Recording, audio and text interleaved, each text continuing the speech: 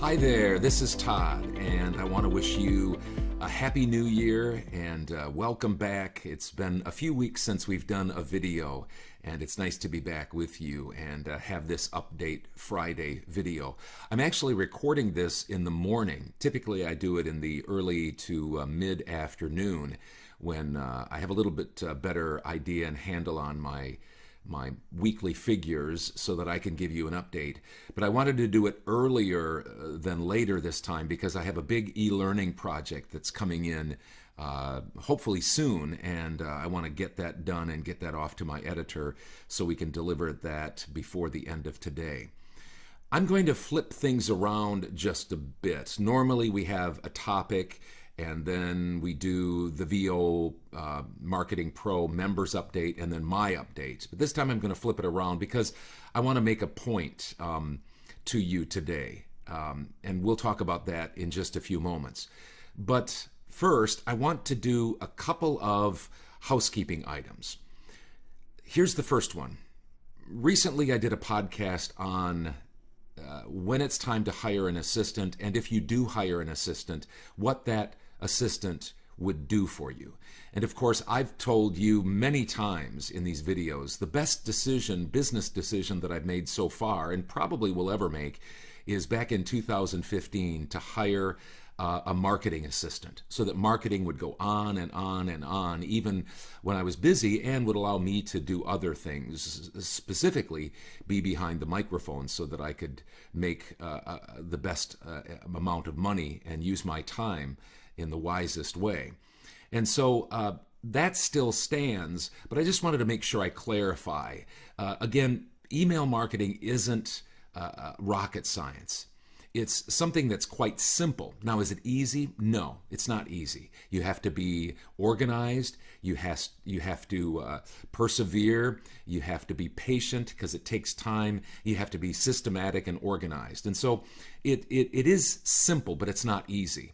And so that's why, we have been acting as your marketing agent, your marketing assistant. And I just wanted to clarify that you can do it one of two ways. You can either actually hire somebody like I did, and like I'm paying about $15,000 a year to employ that person, or you can have a company like VOMP do it, like we're doing it.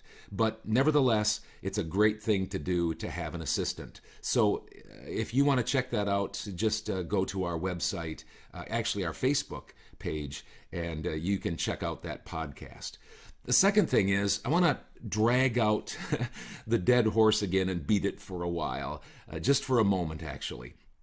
The dead horse is making sure that when you have a warm reply, that you get back to that person in a timely manner. And what I talk about being timely is as soon as you possibly can. Now, I know life is busy, and I know that,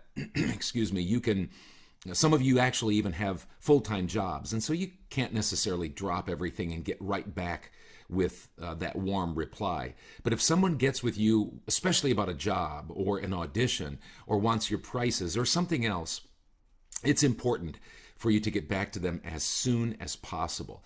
I have a personal practice that unless I'm in a directed session or for some reason I am away from my computer and my phone, which is very, very rarely, just because I understand this business and how important it is to get back with these people when they take the time to get back with you and reply to your marketing emails, I drop everything. Unless I'm in a directed session or there's some emergency that I'm attended to, I drop everything, even a current client that I'm working with at that point, a project, and I get right back to that person to make sure that I'm on their radar and I'm striking while the iron's hot. Okay, enough of that. Just make sure that you're not waiting hours and hours and hours. I try to get back with him within the next few minutes when I get a warm reply, or at least a half an hour, or within the hour. So my personal opinion, you can do what you want with that. Okay, as far as VO Marketing Pro updates for you folks, here's what we had this week. Some of you actually are in the email update month, and so you're getting a lot of emails sent out to the people that you've already sent emails to, and that's a great opportunity to connect with them again. We had 17 warm replies this week. So we had 17 companies, video production companies, voice roster ad agencies reach back out and say, hey, we like what we hear, put you on our roster, what are your rates, auditions, things like that. I know we had 2 very promising job possibilities for 2 of you. Those are in the hopper, and I think they're going to come to fruition. I think people are going to get jobs. So we haven't booked those 2 jobs yet, but hopefully we'll get those in the next day or week. And lastly, again, just a fringe benefit of being part of VOMP, the female members of the group had an audition chance with an Italian company, a video production company in Italy that I've worked with a few times already, and they asked if I had any female talent, and it was a pretty big project. I think it was $4,500, and so I think 6 or 7 of you threw your hat into the ring, and hopefully somebody will snag that job. Okay, as we close things out here, it's going to take probably 3 or 4 more minutes, but hang with me because we're going to get to the topic for today as we close things out. But I start out with my stats and a lesson about an all-important mindset. Now, you need to understand, it's been a few weeks since we've had a video. The week before Christmas, I made over $6,000. That was the best week before Christmas that I've ever had in 10 plus years. So the week before Christmas, over $6,000 in voiceover.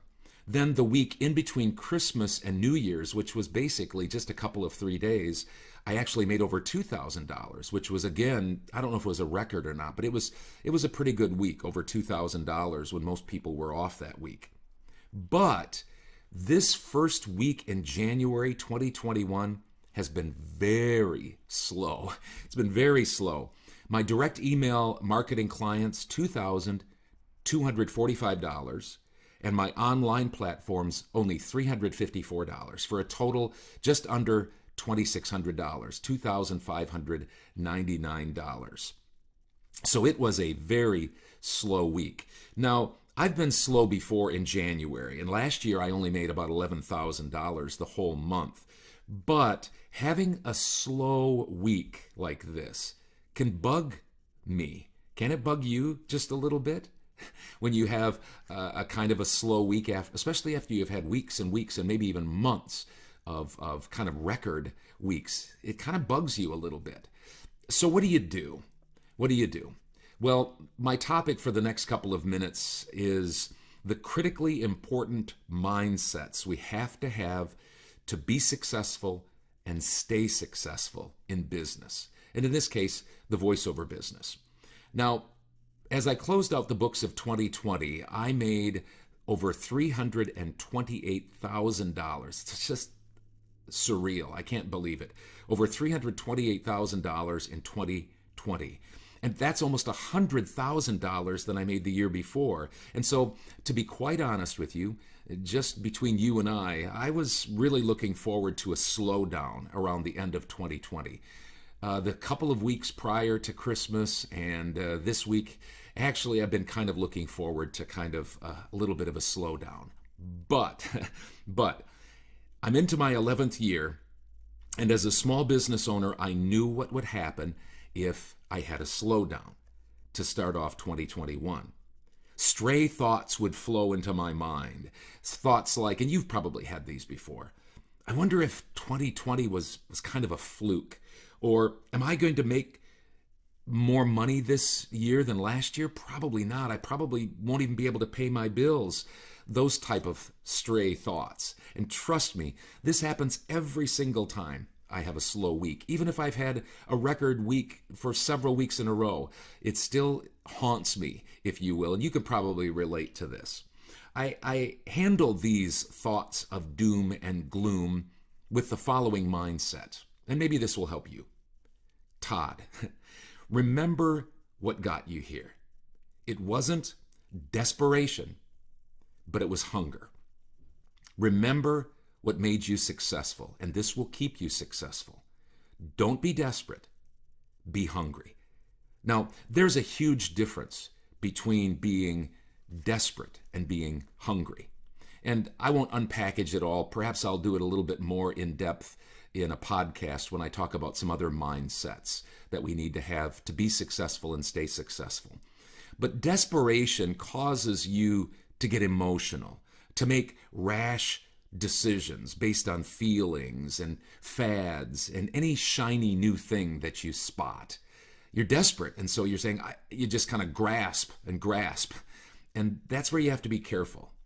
Hunger, on the other hand, causes you to stay focused, to make decisions based on truth, what's worked in the past, yet always being open to evaluation and carefully considering possible changes or modifications that you need to make.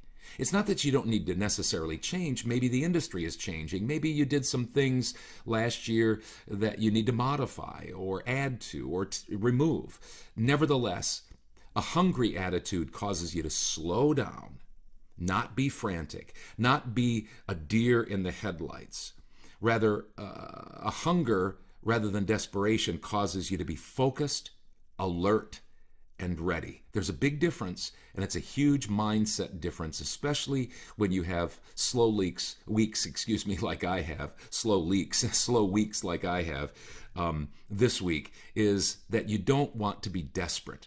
You want to be hungry. So I hope that's a little bit helpful to you if you run into a snag here or there and have a slow week in 2021. Maybe you can remember what we talked about.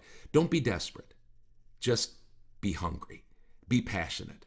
Do what you did to get to this point, and things will work out.